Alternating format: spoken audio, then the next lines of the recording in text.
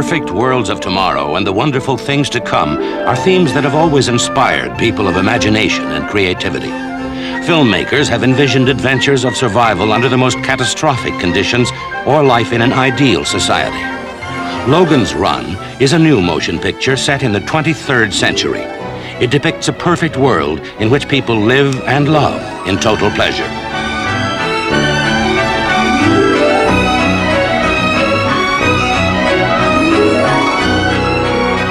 To create that complex world, producer Saul David and his company are using the technology of today and expanding it as a framework for the adventures of the future, devising a 23rd century where each day is devoted to the pursuit of pleasure. I mean, even skeleton crews on low-budget films are bigger than this.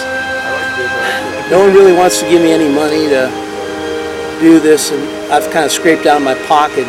We don't even have a permit to shoot here, so... Starting with new ideas and technology of this scope and making them come alive is a challenge to director Michael Anderson. So it doesn't matter anymore. Nothing matters anymore. This is just pointless. And at Dames, I mean, no one listens to what he says. I mean, we're gonna have solar flares. We're doomed, man. We're screwed and we don't even know it. In the MGM workshops, a 23rd century maze car evolves from blueprints.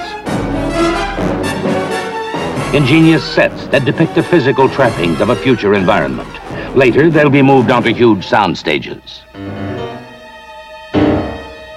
Chris Outwater, one of America's leading scientists in the field of lasers and holograms, produces new light and image techniques.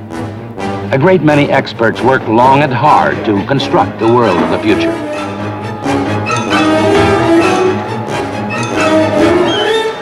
Visual effects wizard Bill Abbott aims for the highest possible fidelity and credibility. Get ready to retire. Cinematographer Ernest Laszlo has an opportunity to experiment with innovative lighting. If the creation of the 23rd century offered a formidable challenge to each of these crafts, it presented an equal one to director Michael Anderson. He describes how this effort is being welded together. We're on the Titanic and it's sinking really fast, all right? Hello? Somebody out there?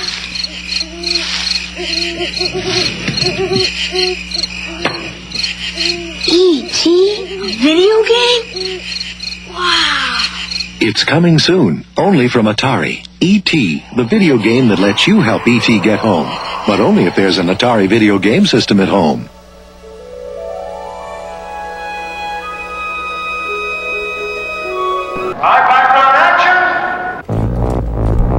The film is very much an adventure story. It travels through all sorts of possibilities of the society. It travels with two people trying to escape.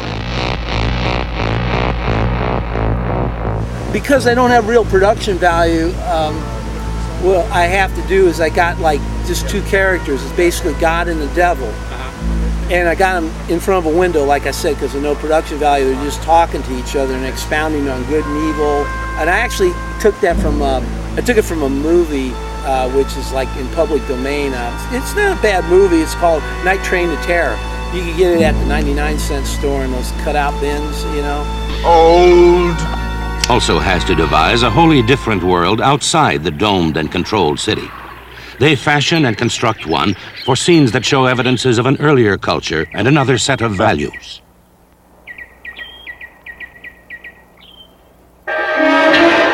This is not just a film about special effects and extraordinary stunts and marvelous scenery, although that's a very important element, and I think it should be quite staggering to look at.